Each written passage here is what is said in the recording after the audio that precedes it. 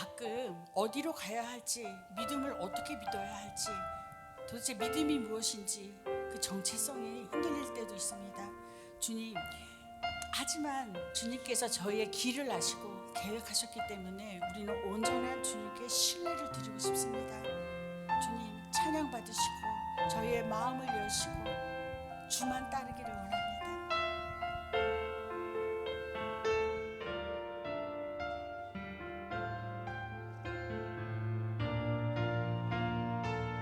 자, 내 삶은 주의 것부터 시작합니다. 아멘. 내 삶은 주의 것, 내 삶은 주의 것, 온전한 신뢰를 주께 드리네. 보이지 않아도 믿음으로 걷네. 주 영광 바라보며 주만 따르네. 다시 한번 고백합니다. 내 삶은 주의 것입니다. 아멘. 내 삶은 주의 것, 내 삶은 주의 것, 온전한 신뢰를 주께 드리네. 보이지 않아도 믿음으로 걷네. 주 영광 바라보며 주만 따르네. 주님, 내 일을 잘하시고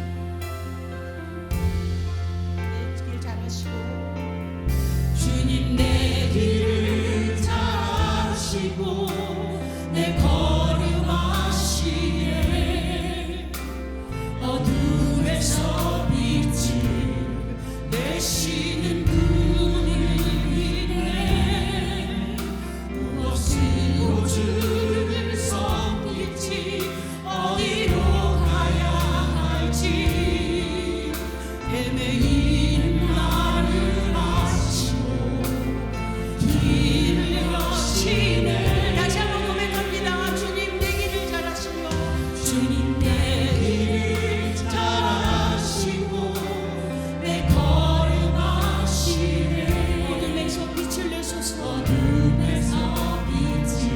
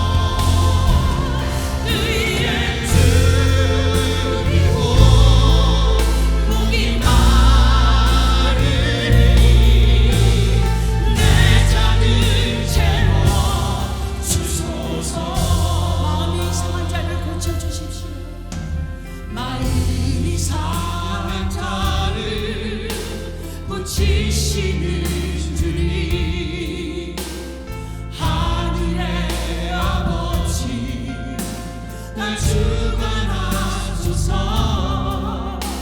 주의 길로 인도하사 자유케 하소서.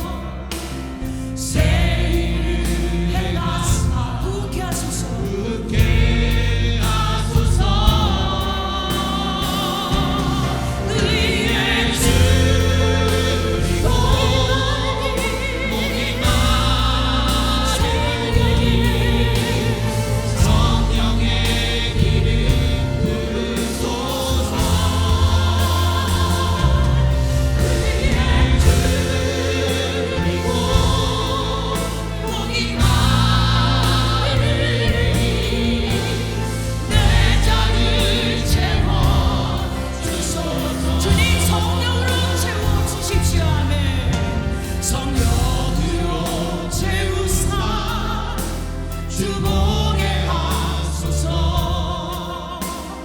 주의 임재 속에 은혜하게 하소서.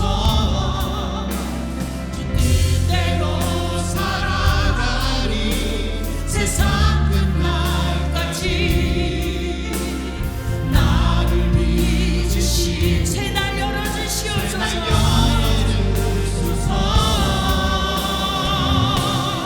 의에 줄이고 목이 마르니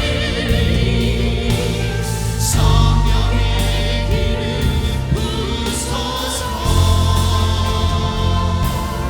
의에 줄이고 목이 마르니 내 잔을 채워. 주님 의에 줄이는 자가 되길 원하시는 목이 마르는 자로. 아멘. 의에 줄이고 목이 마르니 성령의 길을 부소서. 의에 줄이고 목이 마르니 내 잔을 채워 주소서.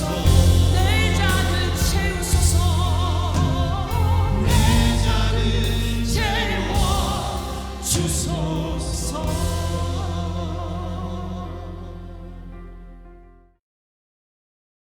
저와 함께 교독토록 하겠습니다.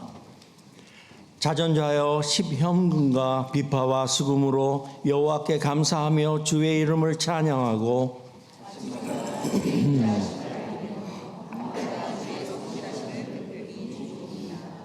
여호와여 주께서 행하신 일로 나를 기쁘게 하셨으니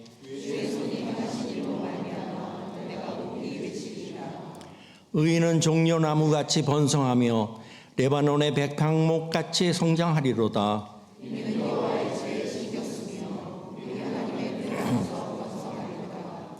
그는 늙어도 여전히 결실하며 진액이 풍족하고 빛이 청청하니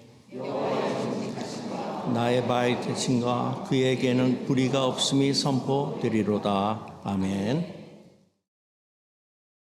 사랑과 긍휼이 많으신 살아계신 하나님 아버지, 지난 한 주간도 저희를 지켜주셨다가 이 시간 주님께 예배드리게 하심을 감사드립니다. 아무 자격 없는 저희를 주님의 자녀로 부르시고 예수 그리스도의 보혈로 의롭다 하셔서 산소망을 가진 삶으로 거듭나게 하심을 감사드립니다.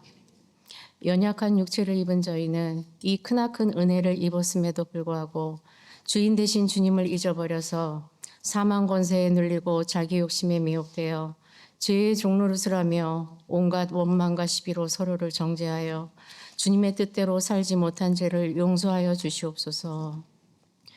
교회 안에 영혼의 목마름을 가진 성도들이 오직 주님 안에서 서로 위로하고 사랑하는 믿음의 공동체 되기를 구하옵나이다.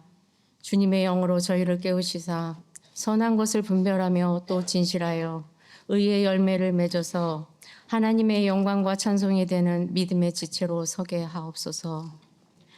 디아스파라로 저희를 이곳에 불러주신 주님, 지난 36년 동안 성장하게 하신 한인 장로교회 믿음의 남은 자들인 저희들이 다음 세대에게 더욱 믿음의 본을 보여서 우리 자녀들이 예수님을 본받고 하나님 나라를 확장하는 데 크게 쓰임받는 은혜를 더하여 주시옵소서. 비전센터 건축 또한 주님께서 세미한 부분까지 주관하시사 주님의 선하신 계획대로 크게 쓰임받기를 구하옵나이다. 다음 주에 있을 간증 집회와 말씀 사경회에 성령님께서 함께 하시사 은혜의 시간 되게 하옵소서. 목사님의 말씀이 선포될 때 그 말씀이 우리의 심령을 깨우고 말씀과 성령으로 거듭나는 저희들이 되기를 기도드립니다. 성가대의 찬양과 저희들이 올려드리는 간구를 흠양하여 주실 줄 믿사오며 거룩하신 예수님의 이름으로 기도드립니다.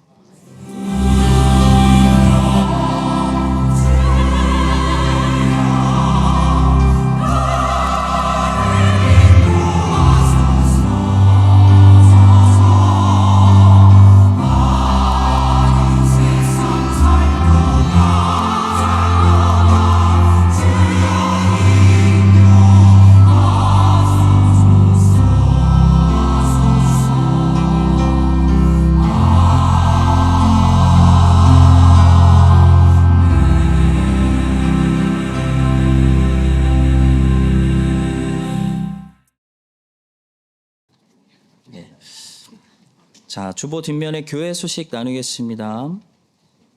오늘은 재직회가 있고요. 다음 주일은 우리 교회 36주년 교회 창립 기념 주일입니다. 그래서 우리 자녀들과 함께 온가족 예배로 드리고 또 1부와 2부 성만찬 예식을 함께 나누도록 하겠습니다.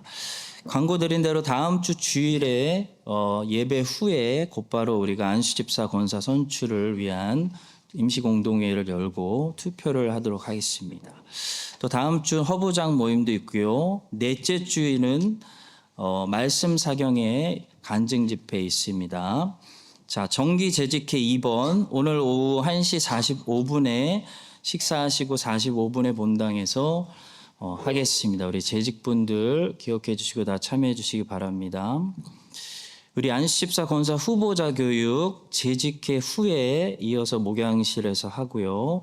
말씀드린 대로 다음 주 주일은 투표일이니까 우리 온 성도들 함께 기도해 주시고 함께 투표에 참여해 주시기 바랍니다. 종칼빈 신학교 다음 주 주일 저녁에 텀4 개강하도록 하겠습니다. 간증 집회, 김영애 권사님 간증 집회, 그리고 송하는 목사님 말씀 사경에 기억해 주시기 바랍니다. 새가족분들 많이 계시는데요. 우리 교회에 등록하시고 새가족 양육과정 4주를 받으셔야 되는데 27일 주일부터 넷째 주 주일부터 시작합니다. 식사하시고 매주 4주 동안 1시 30분에 본당으로 모여주시길 부탁드립니다. 우리 성가대가 11월 3일에 오후 7시 본 교회 본당에서 선교 기금을 마련하기 위한 작년하고 같이 성가대 찬양제를 엽니다. 오늘부터 티켓을 사무실에서 판매하는데요. 모든 것이 선교를 위해서 우리 교회에 하고 있는 선교 사역을 위해서 쓰여질 예정이니까요. 많이 헌금하시는 마음으로 참여해 주시기 부탁드리겠습니다. 비전센터 건축이 시작되었습니다.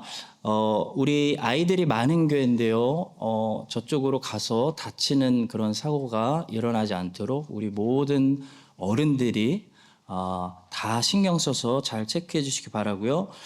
주차가 이제 좀 공간이 협소합니다. 그래서 조금 일찍 평소보다 오시면 좋을 것 같고요.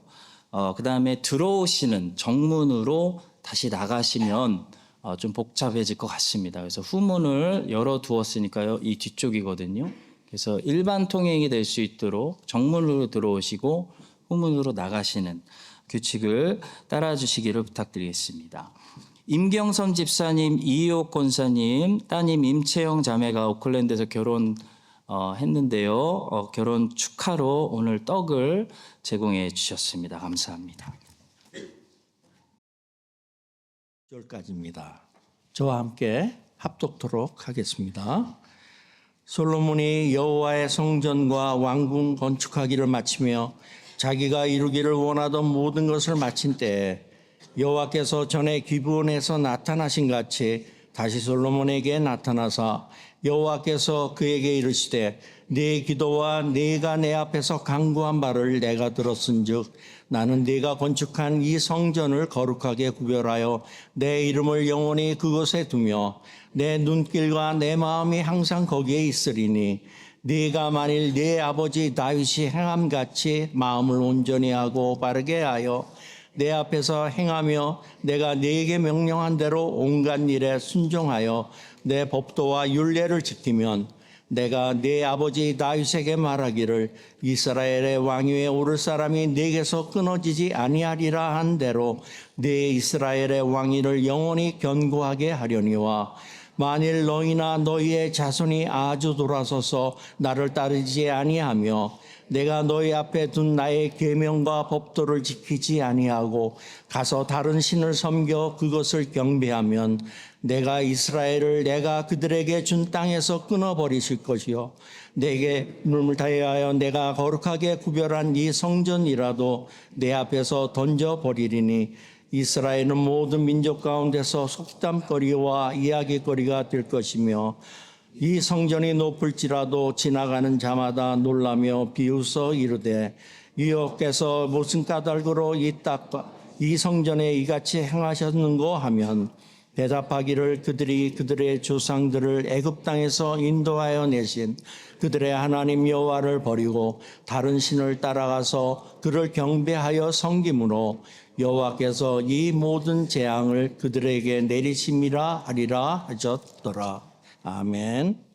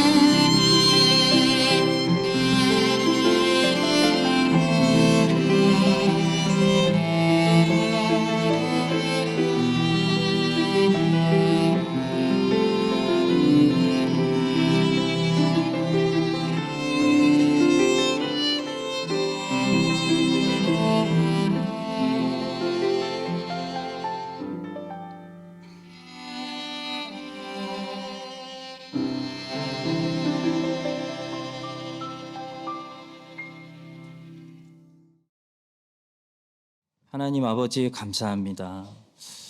모든 악기가 하나님을 찬양하고 모든 만물이 하나님을 찬양합니다. 주님, 하나님을 인정하지 않고 대적하는 세상도 많지만 하나님을 인정하는 모든 죄 구속하신 백성들의 예배를 받아 주시옵소서. 크라이스트 찬인 장로교회가 한 주간도 작은 순종으로 여러 가지 섬김의 모습으로 하나님께 헌신하고 주님을 따랐습니다. 주님 받아주시고 주의 백성들에게 복을 베풀어 주시옵소서. 에베소서에서 말씀하시는 하늘의 신령한 복을 주시고 또 이 땅에 기름진 것들로 각 가정에 채워 주시옵소서.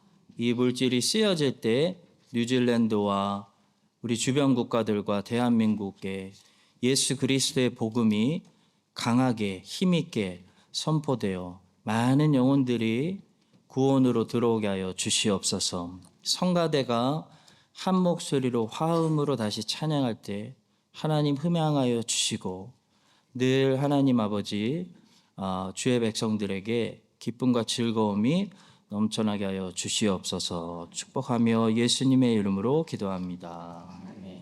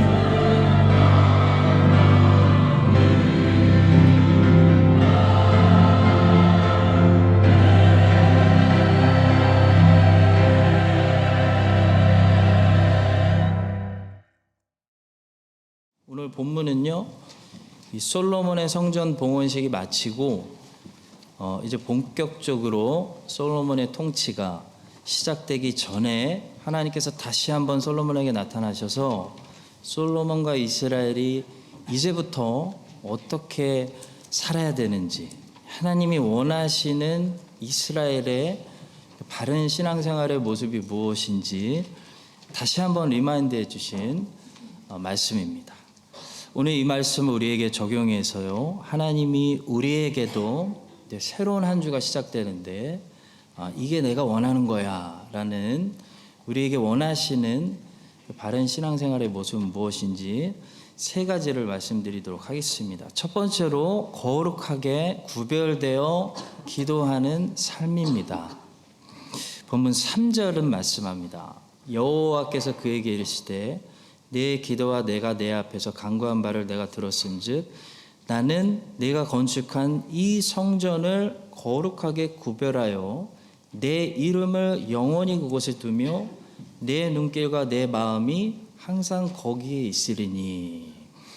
하나님께서 솔로몬에게 다시 나타나셔서 만나주신 것은 솔로몬이 이 성전을 거룩하게 구별해서 봉헌하였기 때문이고요, 또 솔로몬이 하나님께 기도했기 때문입니다. 오늘날 우리는 어떤 특정한 장소를 따로 거룩하게 구별하여 거기서 하나님을 만나는 것이 아니고요, 우리가 하나님께 거룩하게 구별하여 세상에서 불러내신 사람들이기 때문에 우리가 있는 장소가 하나님이 임재하시는 거룩하게 세상에서 구별된 그런 장소가 되는 것입니다.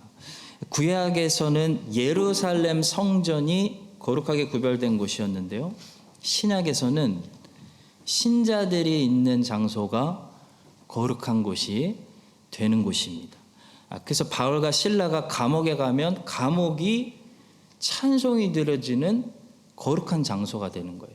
하나님이 임재하시는 거예요. 여기 예배당이 거룩한 곳이어서 우리가 여기 모이는 것이 아니고요, 우리가 여기서 모이기 때문에 여기가 거룩한 예배당이 되는 것입니다. 신약에서는 어떤 한 특별한 장소를 따로 거룩하게 구별하지 않습니다. 신약에서는 이 신자가 거룩한 성전입니다. 그래서 신자가 무인도에 떨어지면 무인도가 하나님이 임재하시고 하나님의 이름이 거기 있고 하나님의 눈과 마음이 거기에 집중하는, 하나님의 관심의 대상이 되는 거룩한 그런 무인도가 되는 거예요. 여러분, 그래서 바른 신앙생활은 교회에서만 하는 것이 아닙니다. 내가 있는 모든 장소가 하나님께서 오실 만한 거룩한 장소가 될 수 있도록, 하나님과 어울리는, 하나님을 모실 만한 합당한 장소가 될 수 있도록 깨끗하게 청소하고 정돈하는 것이 바른 신앙생활이에요. 마태복음 13장에 보시면 이 하나님의 나라를 겨자씨하고 누룩으로 함께 이렇게 엮어가지고 설명합니다. 또 비유를 들어 이르시되 천국은 마치 사람이 자기 밭에 갖다 심은 겨자씨 한 알 같으니 이는 모든 씨보다 작은 것이로되 자란 후에는 풀보다 커서 나무가 되매 공중의 새들이 와서 그 가지에 깃들이느니라. 또 비유로 말씀하시되 천국은 마치 여자가 가루 서말 속에 갖다 넣어 전부 불풀게 한 누룩과 같으니라. 겨자씨는 남자들이 밭에서 뿌리는 씨고요, 누룩은 여자들이 집에서 사용하는 것입니다. 예수님께서는 이 하나님의 나라라는 이 나라가 밭에만 임하는 것이 아니고 가정에도 임한다고 말씀하고 있습니다. 하나님의 나라라는 것은요, 우리가 밭에서 노동할 때만 임하는 것이 아니고 집에서 음식을 만들어 먹을 때도 임하는 그런 나라입니다. 성도 여러분, 그래서 그리스도인들은 교회에서만 하나님을 만나는 사람들이 아니에요. 교회에서만 하나님을 만나는 사람들은 종교인들입니다. 그리스도인들은 직장에서도 하나님을 품고 있는 사람들이기 때문에 이 거룩한 향기가 나야 되는 것이고, 그리스도인들은 가정에서도 이 천국을, 하나님의 나라를 경험하는 사람들입니다. 여러분들의 가정이 천국을 경험하는 곳이 되기를 주의 이름으로 축복합니다. 여러분, 교회에서는 잘 봉사하고 우리가 헌신하는데 가정에서도 우리는 잘 봉사하고 헌신하고 있나요? 제가 한번 남편들과 아내들한테 몰래 물어볼 거예요. 여러분, 밖에서는 우리가 헌신하는데 내가 밖에서 열심히 헌신했으니 이제 집에 와서 나 좀 쉬자. 집에서는 당신이 나 좀 섬겨봐. 그러면 절대 안 되는 거예요. 그러면 가정이 천국이 아니라 지옥이 됩니다. 마귀가 있는 곳이 지옥인데요. 마귀는 어떤 존재냐면 한마디로 네가 나에게 맞춰. 나 중심으로 네가 존재해. 너는 나의 수단에 불과해. 그게 마귀예요. 이기주의, 자기중심. 그게 마귀예요. 여러분, 집에 들어갈 때 어떤 각오로 들어가야 되냐면요. 이제부터 나는 내 배우자를 섬기고 내 자녀들에게 봉사하고 섬기러 간다. 이런 자세로 가정에 들어가는 것이 가정에서도 하나님 나라를 경험하는, 하나님 보시기에 바른 신앙 생활을 우리가 하는 거예요. 밖에선 열심히 사역하고 집에 들어가서 마귀의 모습을 보여주면 안 돼요. 이건 잘못된 신앙 생활이에요. 하나님께서는요, 솔로몬이 성전을 비싼 금으로 발랐기 때문에 거기에 임재하시겠다고 약속한 것이 아니고요. 솔로몬이 이 성전을 세상에서 따로 거룩하게 구별했기 때문에, 그러니까 이 성전의 용도와 목적은 하나님을 섬기는 것으로만 이제부터 사용될 겁니다 라고 따로 거룩하게 구별해 놨기 때문에 하나님께서 받으시는 거예요. 그래서 내가 거기에 내 이름을 두겠다. 거기에 내 눈과 마음을 항상 두겠다. 말씀하시는 겁니다. 자, 여러분과 저도 교회에서 또 나에게 주신 직장에서, 하나님, 내가 이 직장에서, 내가 이 가정에서 하나님을 섬기겠습니다. 하나님을 섬기겠습니다. 그래서 아내를 섬기고 자녀들을 섬기겠습니다. 그렇게 내가 서 있는 모든 장소에서, 나에게 주신 모든 장소에서 거룩하게 구별하여 나를 하나님께 드릴 때 하나님께서 나와 함께 해서 내가 있는 모든 곳에 복을 주시는 거예요. 그게 제사장의 파워예요. 제사장이 제대로 있으면 제사장을 통해 제사장이 복을 받는 게 아니라 그 주변이 복된 겁니다. 복을 받는 겁니다. 그 제사장의 간구를 하나님이 들어주시기 때문이에요. 그런 하나님의 나라가 여기 있는 이 세상 곳곳에 흩어져 있는 이 제사장들을 통해 크라이스트처치의 곳곳에 임하게 하여 주시기를 예수님의 이름으로 축복합니다. 또 솔로몬은요, 기도했기 때문에 하나님께서 이처럼 응답해 주셨다는 사실입니다. 우리는 8장에서 솔로몬이 얼마나 하나님께 간절하게 기도했는지를 봤습니다. 하나님께서 예루살렘 오케이, 내가 액셉트 하겠다. 그 성전 내가 받을게. 내 이름을 두고 내 눈과 마음을 두시기로 허락하신 것은요, 솔로몬이 그렇게 받아달라고 기도했기 때문입니다. 다시 본문 3절을 보시겠습니다. 여호와께서 그에게 이르시되 내 기도와 내가 내 앞에서 간구한 바를 내가 들었은즉. 여러분, 기도가 뭡니까? 기도는 하나님과 함께 하는 것입니다.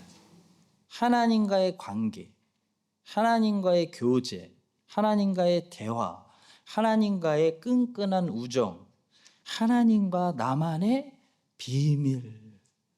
이게 기도예요. 어떤 두 친구가 전쟁 중에 포로가 돼서 감옥에 들어갔어요.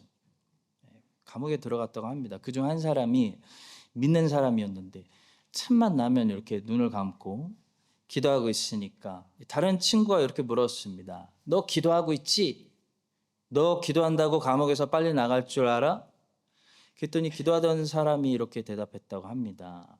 나는 감옥에서 빨리 나가게 해달라고 기도하지 않았어. 나는 하나님이 함께 해주시도록 기도했어. 하나님이 함께 해주시면 여기서도 견딜 수 있거든. 기도가 무엇인지를 잘 가르쳐주는 짧은 대화입니다. 여러분, 기도를 사랑하는 사람들은 왜 기도를 사랑하냐면요, 그 시간에 하나님과 함께함을 느끼기 때문이에요. 다른 것 때문이 아니에요. 그래서 기도하는 거예요. 시편의 표현으로 말씀드리자면 하나님께 도망가는 거예요. 하나님께 피하는 겁니다. 기도하는 장소가 그 사람에게는 도피성이고 안전한 피할 바위라는 것을 아는 거예요.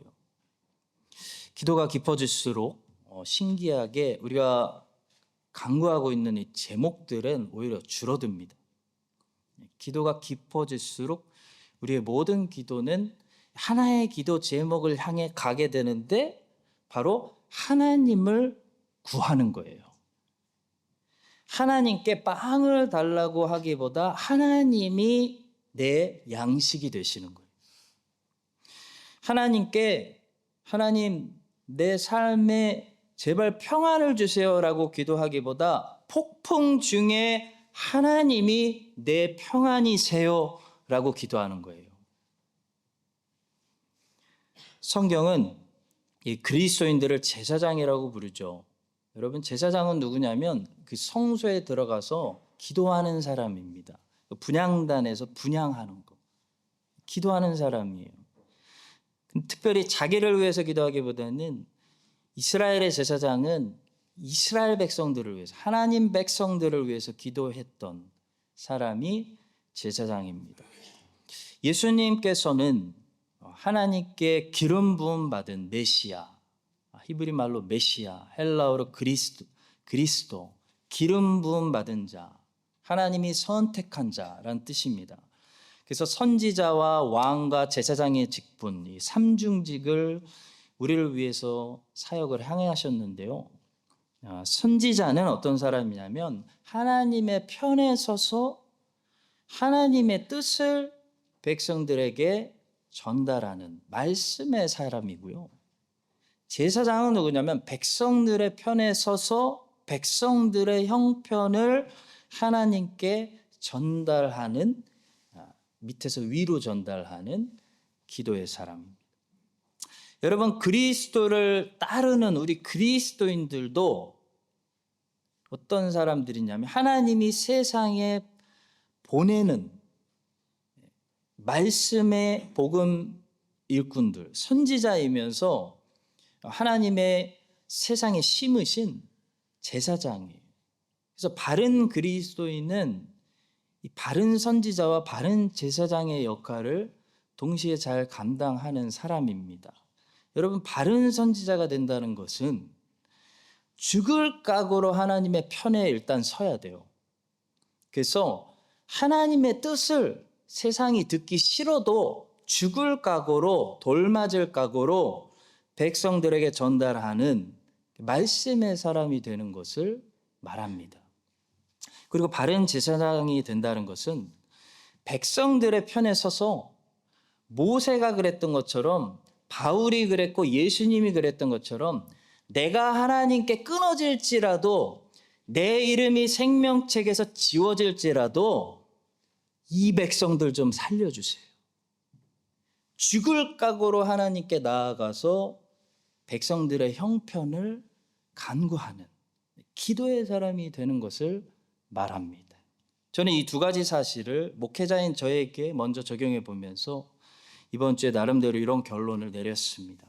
강대상에서는 철저하게 하나님 편이고, 강대상 밑으로 내려가면 철저하게 성도들 편일수록 최고의 목사다. 그 반대는 최악의 목사다. 성도 여러분, 말씀과 기도의 삶이 선지자와 제사장의 삶이고요, 우리 주님이 사신 그 삶을 닮아가는 하나님이 원하시는 바른 신앙생활입니다. 여러분과 제가 우리 주님처럼 담대하게 하나님의 말씀을 세상에 변질시키지 않고 타협하지 않고 전하고, 또 솔로몬이 이스라엘을 위해서 기도하고 예수님께서 지금도 우리를 위해서 기도해 주시는 것처럼 하나님이 우리의 기도를 들으시고 우리 주변의 사람들을 받아주시며 우리 가정을 받아주시며 그들의 마음을 하나님을 향하여 부드럽게 누그러뜨리게 해주시는 그런 은혜를 우리를 통해 세상에 베풀어 주시기를 예수님의 이름으로 간절히 축원합니다. 자, 두 번째입니다. 바른 신앙생활은 인간의 책임을 다하는 삶이에요. 오늘 본문에서 하나님께서 엄히 경고하시는 한 가지 사실은 이스라엘이 성전 믿고 자기 마음대로 막 살면 안 된다는 말씀입니다. 하나님께서는 4절과 6절에서 만일 너희가 라는 말씀으로 이스라엘에게도 책임져야 할 의무가 있다는 사실을 말씀하고 있습니다. 내가 만일 내 아버지 다윗이 행한 같이 마음을 온전히 하고 바르게 하여 내 앞에서 행하며 내가 내게 명령한 대로 온갖 일에 순종하여 내 법도와 율례를 지키면, 한마디로 4절은 만일 너희가 순종하면 이라는 말씀이에요. 이스라엘에게 책임을 부여하는 말씀. 그리고 6절입니다. 만일 너희나 너희 자손이 아주 돌아서서 나를 따르지 아니하며 내가 너희 앞에 둔 나의 계명과 법도를 지키지 아니하고 가서 다른 신을 섬겨 그것을 경배하면, 6절은 만일 너희가 불순종하면 이란 말씀입니다. 이스라엘이 순종하느냐 불순종하느냐에 따라 하나님이 거기에 맞는 합당한 결과를 주신다. 그런 말씀이에요. 다시 말해 하나님의 신실한 언약에 있는, 다윗의 소금 언약에 있는 성전이 있다고 해서 너희들이 책임이 없다고 말하지 말아라. 그런 말씀입니다. 성전 믿고 안심하고 마음대로 막 살면 안 된다. 그런 말씀이에요. 만약 그렇게 살면 어떻게 된다고 말씀하실까요? 7절을 보시죠. 내가 이스라엘을 내가 그들에게 준 땅에서 끊어버릴 것이요 내 이름을 위하여 내가 거룩하게 구별한 이 성전이라도 내 앞에서 던져버리리니 이스라엘은 모든 민족 가운데서 속담거리와 이야기거리가 될 것이며, 땅은, 가나안 땅은 하나님이 아브라함에게 신실하게 약속하신 거예요. 성전은 하나님이 다윗에게 소금 언약으로 약속하신 거예요. 근데 이 땅일지라도 끊어버리고 이 성전이라도 버릴지니 라고 말씀하시고 계세요. 실제로 이스라엘은 그렇게 땅에서 쫓겨나고 성전이 무너지는 그런 멸망을 당하고 말았죠. 성도 여러분, 율법주의가 항상 왜 생기냐면 하나님의 측면에서 바라보는 시각을 생각하지 않고 인간 측면에서만 바라볼 때 율법주의가 생깁니다. 그래서 인간이 구원을 얻기 위해 믿음이라는 행위라도 가져야 하겠으니까 인간 측면에서만 구원을 바라볼 때 행위 구원에 빠지고 율법주의에 빠지게 되는 겁니다. 근데 반대로 무율법주의가 왜 생기냐면 인간의 측면에서 바라보는 시각을 무시하고 하나님의 측면에서만 바라보기 때문입니다. 그래서 구원이 하나님이 다 행하시고 인간은 가만히 있으면 자동적으로 구원받는다고 생각하게 되는 거죠. 구원은 하나님의 선물이고 오직 은혜로, 행위가 아니라 오직 은혜로 구원받는다는 말씀을 심각하게 오해하는 것입니다. 우리가 성경을 해석할 때는요, 이 말씀이 어떤 구절이 예를 들어 이게 하나님의 입장에서 보는 시각으로 말씀하시는 것인지 인간의 입장에서 보이는 시각으로 말씀하시는 말씀인지 항상 이것부터 분별해야 됩니다. 예를 들어 하나님이 후회하시고 뜻을 돌이키사 라는 표현은요, 인간의 입장에서 보이는 시각으로 표현된 말씀이에요. 왜냐하면 하나님의 입장에서는 하나님이 모든 것을 예정하셨고 계획하셨고 미리 아셨고 주권적으로 회개를 일으키시는 분도 하나님의 사역이고, 그렇기 때문에 하나님이 후회하신다거나 놀라신다거나 계획을 바꾸시는 분이 아니기 때문이에요. 여러분, 그래서 성경이 분명히 말씀하고 있는 하나님의 영원하신 작정, 예정, 주권, 섭리, 계획, 이런 교리들은요, 하나님의 입장에서 보는 시각으로 말씀하시는 참된 진리들입니다. 그러니까 분명히 존재하는 진리인데 하나님의 입장에서 보는 시각으로 말씀하는 거예요. 근데 사실 하나님의 작정, 예정이라는 것도요, 우리에게 적용이 될 때는 어떤 모습으로 나타나냐면 우리의 순종과 불순종으로 나타나요. 우리가 믿고 믿지 않음의 모습으로 나타나요. 우리가 회개하고 회개하지 않는 모습으로 하나님의 작정과 예정이 우리 앞에 나타나요.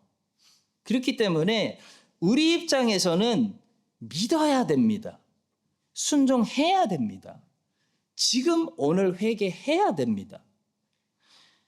그런 것이지 하나님이 예정하셨으니 하나님이 알아서 하시겠지 라고 생각하는 것은요, 하나님을 시험하고 하나님을 만홀히 여기는 죄를 짓는 것입니다.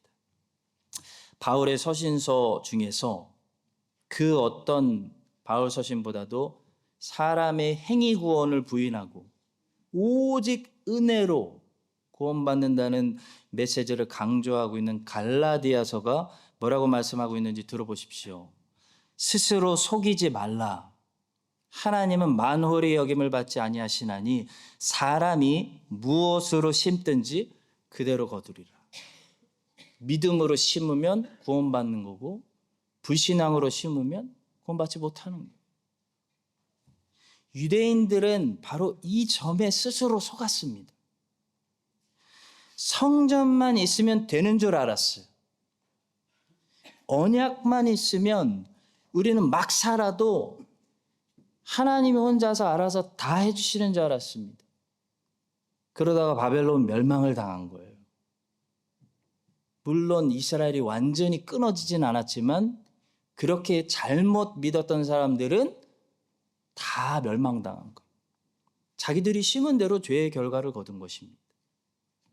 오늘날도 그런 유대인들처럼 잘못된 신앙생활을 하는 사람들이 얼마나 많은지 몰라요. 하나님의 주권이라는 단어를 인간의 책임을 회피하는 변명거리로 사용하다가 자기가 심은 대로 썩은 열매를 거두는 사람들이 얼마나 많은지 모릅니다. 여러분, 하나님은 물론 주권적인 분이시고 하나님의 계획은 변치 않아요.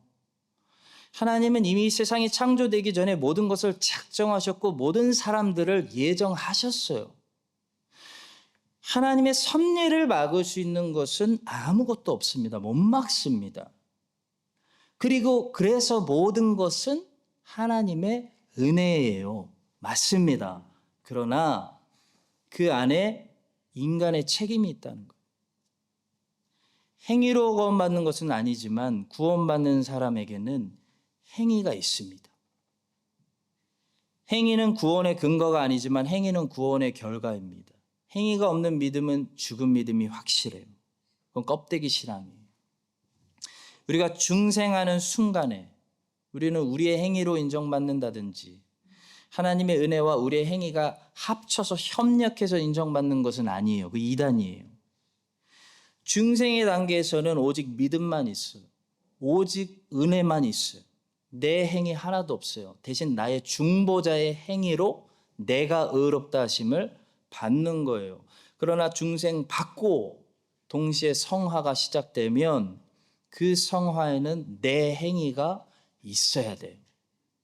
열매가 있어야 돼요. 그래야 진짜 중생한 거예요. 성장 전문가로 유명하신 분이 있어요. 그분이 제리 브리지스라는 분은 Growing Your Faith라는 책에서 우리의 이 영적 성장에 꼭 필요한 두 가지 요소를 말씀하셨는데 하나는 의도적, intentional이 있어야 한다는 거고 하나는 적절함, 적절성, appropriate 이게 있어야 된다고 말했습니다. 이 두 개가 있어야 영적 성장이 우리에게 일어난다는 거예요. 적절해야 한다는 것은 바른 방법을 사용해야 성장이 가능하다는 것입니다.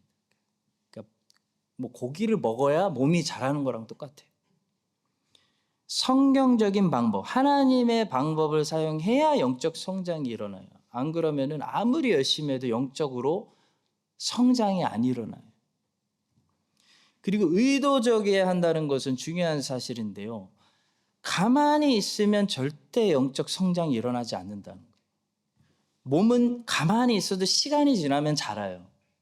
근데 영적 성장은 가만히 있는 사람에게 일어나지 않는다. 가만히 있는 사람에게 꼭 일어나는 일이 한 가지가 있는데 바로 아무 일도 안 일어난다는 거예요. 성장은 생명하고 깊은 관련이 있다고 말합니다. 살아있으면 성장한다는 거예요. 성장이 없으면 그건 죽은 거예요. 근데 우리 주님은 생명의 주님이시고 주님의 말씀은 생명의 말씀입니다. 따라서 주님 안에 있다면 우리는 반드시 성장이 있습니다. 그리고 여러분, 성장은 성화하고 비슷한 것 같은데 조금 다른 면도 있어요. 성경에서 말하는 성화는 주로 그리스도의 인격을 얘기하고 거룩의 열매를 말합니다. 근데 성장은 하나님의 나라의 일과 관련이 있습니다. 성장이 있다는 것은 그리스도인이 이전에 하던 것보다 지금은 더 많은 일을 할 수 있는, 주의 일을 더 많이 할 수 있는 능력을 가리킵니다. 예를 들어 2달란트 가지고 있던 종이 이제는 4달란트를 가지고 주의 일을, 청지기의 일을 할 수 있는 것, 이게 성장이라는 겁니다. 여러분, 성장은 눈에 잘 안 보이죠? 애들이 언제 저렇게 크는지 모르겠어요. 왜 모릅니까? 맨날 같이 살면서. 눈에 잘 안 보이기 때문이에요. 애들은 잘 보이는데 성장이라는 것은 원래 눈에 잘 안 보여요. 특히 자기 눈에 잘 안 보여요. 그리스도인의 성장도 자기 눈에 잘 안 보입니다. 그래서 일을 해보셔야 알아요. 옛날에는 이게 되게 힘들었는데, 이거 감당이 안 됐는데 이제는 수월하게 되네. 이젠 이게 되네. 그러면 성장하신 거예요. 예수님께서는 제자들에게 너희들은 성장해서 나보다 더 큰 일을 할 것이다, 그런 말씀하신 적이 있으면, 내가 진실로 진실로 너희에게 이르노니 나를 믿는 자는 내가 하는 일을 그도 할 것이요 또한 그보다 큰 일도 하리니 이는 내가 아버지께로 감이라. 이 워런 위어스비라는 굉장히 탁월한 성경 주석가가 있는데요. 그 목사님은 여기서 예수님이 말씀하시는 저 큰 일은 이런 뜻이라고 말씀하셨습니다. Not greater in quality. The servant is not greater than his Lord, but greater in quantity and scope. 그러니까 주님의 제자들이 주님보다 일을 더 완전하게 잘할 수는 없지만 한 가지 확실한 것은 하나님 나라 일을 주님의 제자들이 더 많이 하게 될 거라는 말씀이에요. 예수님보다 더 많은 일을 하게 될 거다. 주님은 이 팔레스타인 땅 경계선을 넘어가신 적이 거의 없으시지만 주님의 제자들은요, 땅끝까지, 아프리카, 유럽, 동양 땅끝까지 복음을 전도했습니다. 주님은 3년 동안 사역하셨는데요, 제자들은 30년 가까이, 평균적으로 30년, 60살 정도 순교당했으니까 사역을 했습니다. 우리는 주님보다 하나님 나라의 일을 적게 하려고 하면 안 됩니다. 우리 대부분은 주님보다 오래 살기 때문입니다. 주님은 33년 정도를 이 땅에서 사셨습니다. 저는 올해 43입니다. 제가 주님보다 10살 더 살았습니다. 그러니 주님보다 더 많은 일들을 땅끝까지 가서 해야 한다는 거예요. 왜냐하면 하나님은 나에게 30년을 주시기 때문이에요. 그러려면 계속 성장해야 되고 계속 지경이 넓어지고 달란트를 주님께 더 받을 수 있도록 우리 모두가 잘 성장하고 동시에 성화돼야 한다라는 거예요. 그것이 하나님이 원하시는 그리스도인의 이 땅에서의 바른 신앙생활의 모습이에요. 이스라엘은 구약에 어떤 나라가 됐어야 했냐면 하나님의 기대대로 제사장 나라가 돼서 이 모든 주변 국가, 열방에 하나님의 증인이 되는 그런 삶을 살았어야 했는데 성장하기는커녕 거꾸로 부패해 버렸어요. 그 원인 중에 하나는 성장 안 하고 거꾸로 부패한 원인 중에 하나는 성전 믿고 나는 안전하니까, 나는 천국 가니까, 나는 택함 받은 아브라함의 후손, 너는 이방인, 나는 이미 안전하니까 내 마음대로 살아도 괜찮아. 우리에게는 저 성전이 있어, 할례가 있어, 아브라함이 있어, 모세가 있어 라는 잘못된 신앙을 가지고 있었기 때문에 성장이 멈추고 부패한 거예요. 이 잘못된 신앙이 성장을 막습니다. 거꾸로 부패시킵니다. 이런 잘못된 신앙을 제거시켜 주시고, 그래서 부패를 막고 앞으로도 우리 예수님보다 더 큰 일을 크라이스트처치 한인장로교회가 향후 30년 또 감당하기 위해서 계속해서 성장하는, 열방의 증인이 되고 땅끝까지 가는 그런 저와 여러분과 우리 후손들의 인생들이 될 수 있기를 예수님의 이름으로 축복합니다. 자, 마지막 세 번째입니다. 하나님이 원하시는 바른 신앙생활은 죄가 없는 완벽한 삶이 아니고 다른 신을 섬기지 않고 하나님만 섬기는 삶입니다. 하나님께서는 솔로몬에게 이스라엘이 다윗처럼만 하면 오케이 라고 하셨어요. 그리고 다른 신만 섬기지 마 라고 하셨어요. 그러면 하나님께서 자비와 능력으로 계속해서 이스라엘을 이끌어 주시고 복을 베푸시며 인도하시고 자기의 뜻을 이뤄서 너희들의 온 세상의 죄를 속죄하는 메시아를 보내준다. 그런 말씀이었습니다. 4절을 보겠습니다. 내가 만일 내 아버지 다윗이 행한 같이 마음을 온전히 하고 바르게 하여 내 앞에서 행하며 내가 내게 명령한 대로 온갖 일에 순종하여 내 법도와 율례를 지키며. 여러분, 다윗은 완벽한 사람이 아니었습니다. 죄가 없는 사람이 아니었습니다. 다윗도 메시아가 필요합니다. 그러나 다윗은 어떤 사람이었냐면 평생 여호와를 떠나지 않은 사람이었어요. 그렇게 살라는 말씀이에요. 그리고 6절입니다.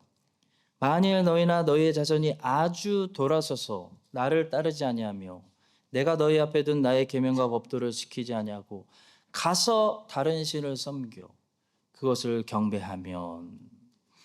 우리의 목표는 죄 없는 완벽한 삶이 아니고 완벽하신 그 하나님만 평생 섬기는 것이 우리의 목표입니다.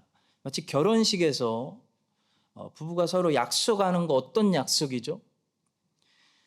한 번도 실수하지 않는 완벽한 남편과 완벽한 아내가 되겠다는 약속이었나요? 그 약속이?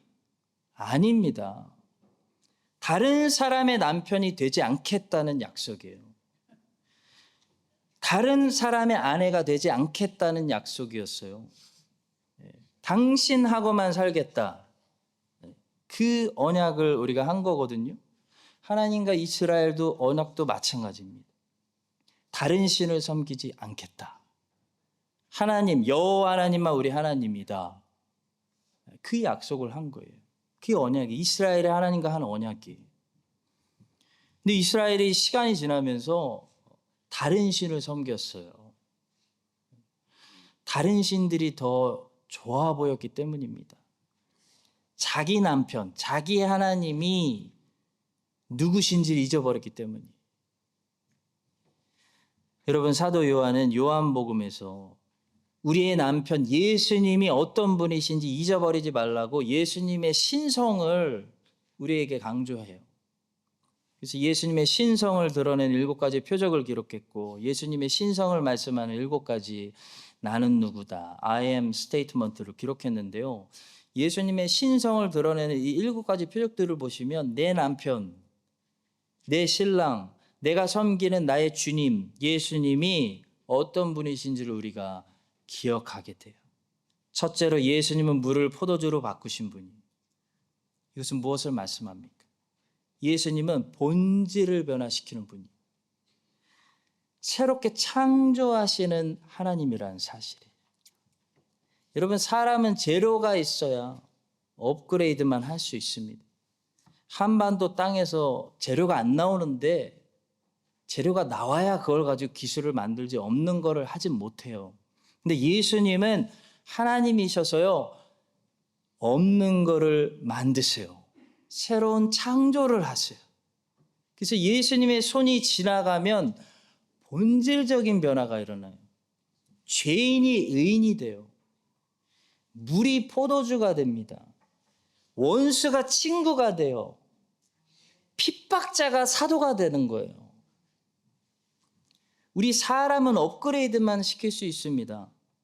죄인을 아무리 업그레이드 시켜도 좀 덜 죄인이 되는 거지 본질적으로 의인으로 바꾸지는 못합니다.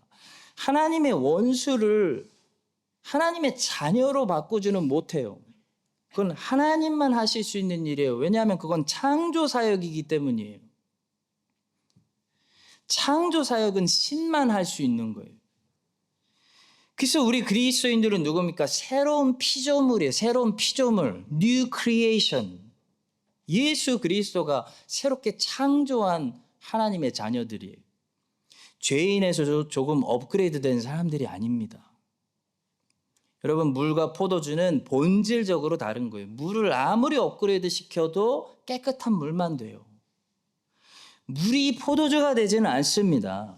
그러나 우리 예수님, 나의 신랑, 나의 주님 예수님은 오늘도 나의 삶 속에서 물을 포도주로 바꾸시는 분이에요. 그분은 하나님이십니다. 하나님이시기 때문에 그런 창조 사역을 하실 수 있어요.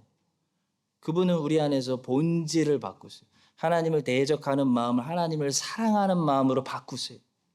없는 것을 새롭게 창조하세요.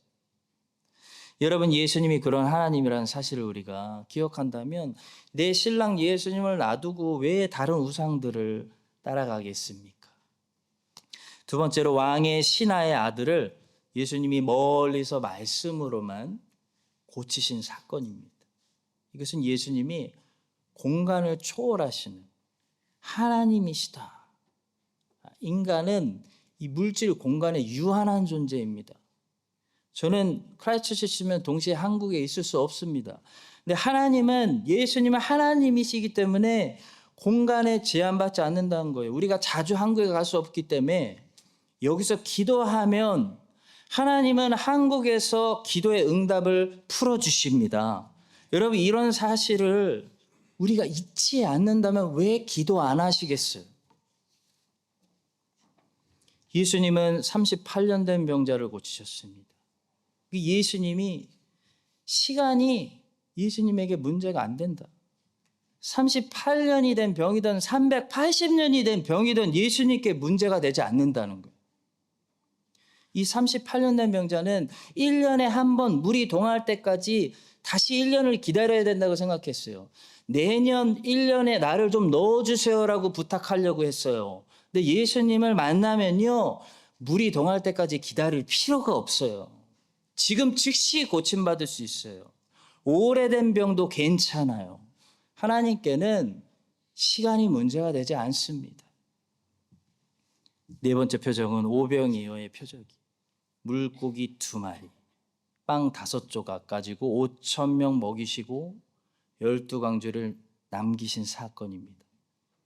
예수님은 하나님이십니다. 그래서 양이 문제가 안 돼요. 숫자가 문제가 되지 않습니다. 숫자는 사람에게 문제가 되는 거예요. 사람에게는 숫자가 중요해요. 문제가 돼요. 사람에게 5,000명 먹이려면 물고기가 5,000마리가 있어야 돼요. 근데 예수님은 하나님이시기 때문에 숫자가 문제가 되지 않습니다. 예수님은 적은 수로 많은 일들을 하실 수 있습니다. 다섯 번째는 물 위를 걸으셨고 바다와 바람도 잔잔하게 하신 사건입니다. 이 사건은 자연 법칙이 우리에게는 적용이 되는데 예수님께는, 예수님이 자유롭게 활동하시는데 방해가 되거나 문제가 되지 않는다는 말씀이에요. 하나님은 사막에서도 푸른 음식을 제공하세요. 여러분, 바위 안에는 수분이 없어요. 근데 바위 속에서 물이 터져서 강을 만드세요. 여러분, 중력이라는 것은 물은 위에서 밑으로 흐르게 돼 있어요. 근데 강이 거꾸로 흐르게 하세요. 바다가 한 곳에 쌓이고 모이게 하시는 분이에요. 해가 자전을 멈추게 하시는 분이에요. 제자가 물 위를 걷게 하시는 분이에요. 필요하다면. 물고기를 한 곳에 모으기도 하시고 흩으시기도 하는 분이에요. 3년 6개월 동안 비가 한 방울도 오지 않게 하시다가 엄청난 비가 오게 하시는 분이에요. 하늘에서 불도 내리시는 분이에요. 필요하면. 예수님은 그런 하나님이세요. 그런 전능한 하나님을 우리가 섬기고 있는데 우리가 무엇이 부족해서 세상에 기웃거리고 세상에 가서 우상이 이거 주면 저거 줄게 했을 때 우상을 왜 찾겠습니까? 6번째 표적은 예수님만이 참된 빛이다 라는 것을 증거하는 날 때부터 소경된 사람의 눈을 여시는 사건입니다. 여기서 중요한 것은 이 소경이 그냥 보통 소경이 아니었다는 거예요. 날 때부터 소경된 사람이었다는 겁니다. 여러분, 날 때부터 소경이 되면요, 우리 생각보다 불편하지 않아요. 마찬가지로 죄인들은 날 때부터 원죄를 가지고 죄인으로 태어나기 때문에 예수님이 비추시기 전까지 불편하지 않아요. 자기가 뭐가 문제인지 몰라요. 이 원죄를 가지고 날 때부터 죄인으로 태어나는 죄인들은 중생하기 전까지는 자기가 보고 있다고 생각하지만 사실 소경인 거예요. 보고 있지 않은 거예요. 진리를 몰라요. 오직 빛이신 예수님을 통해서 참된 진리를 알게 된다는 것입니다. 아, 내가 지금까지 소경이었구나. 내가 지금까지 인생을 몰랐구나. 내가 나를 모르고 세상을 몰랐구나. 예수님을 알게 될 때, 예수님을 통해서 모든 것을 보게 될 때 비로소 모든 것이 이해가 되고 교통정리가 되고 모든 역사가 깨달아지게 되는 거예요. 인생의 답을 찾는 거예요. 마지막 7번째 표적은 죽은 나사로를 살리신 사건입니다. 주님은 죽음도 이기시고 죽음의 두려움, 절망을 우리 성도들에게는 어떤 것으로 바꾸셨냐면 잠깐 잠자는 것으로 바꾸셨어요. 혹시 잠자는 거 싫어하는 분 계세요? 잠자는 시간이 제일 행복해요. 잠깐 잠자는 것으로 바꾸시고 잠깐 주무시고 나시면 사망의 몸에서 벗어나서 영생으로 들어가는 영원한 소망을 주셨어요. 완전 역전하신 거예요. 최악에서 최고의 스토리를 만드신 거예요. 사랑하는 성도 여러분, 시공간 초월하시고 질양 초월하시고 자연 정복하시고 영혼의 빛이시며 죽음 후에 영생을 주시는 그런 전능하신 하나님을 우리가 오늘도 섬기고 있는 복된 사람들입니다. 이 하나님을 버리고 떠나서 새로운 한 주간 세상의 다른 신들을 따르지 않는 것이 하나님이 원하시는 바른 신앙생활입니다. 그것이 언약을 지키는 것입니다. 우리가 이 사실을 기억하고요. 이번 한 주도 새 한 주도 이 완전하신 하나님을 사랑과 즐거움으로 섬기시며 하나님의 크신 영광 경험하는 복된 주의 백성들 살아가시기를 예수님의 이름으로 간절히 축원합니다. 하나님 아버지 감사합니다. 우리가 섬기는 하나님이 얼마나 우월하신 하나님이신지 잊지 않게 하셔서 하나님을 떠나 헛된 능력 없는 다른 신들을 따라가지 않도록 예수님 안에 머물게 하여 주시옵소서. 우리 교회가 계속 성장해서 주님이 하신 3년 동안 하신 일보다 더 많은 큰 일들을 30년 동안 또 감당하는 예수님의 제자들이 되게 하여 주시옵소서. 우리가 서 있는 모든 곳이 하나님이 임재하시는 거룩히 구별된 곳이 될 수 있도록 교회에서 일터에서 가정에서 새로운 한 주도 하나님을 섬기게 하여 주시옵소서. 예수님의 이름으로 기도합니다. 아멘. 이제는 우리의 대제사장이 되어주신 예수 그리스도의 은혜와 아버지 하나님의 변함없인 크신 사랑과 성령 하나님의 교통하심이 새로운 한 주간도 우리가 서 있는 모든 곳에서 크고 놀라우신 하나님을 만나기를 기대하는 모든 한인장로교회 성도님들 위해 이제부터 영원까지 함께 하시기를 간절히 축원합니다. 아멘.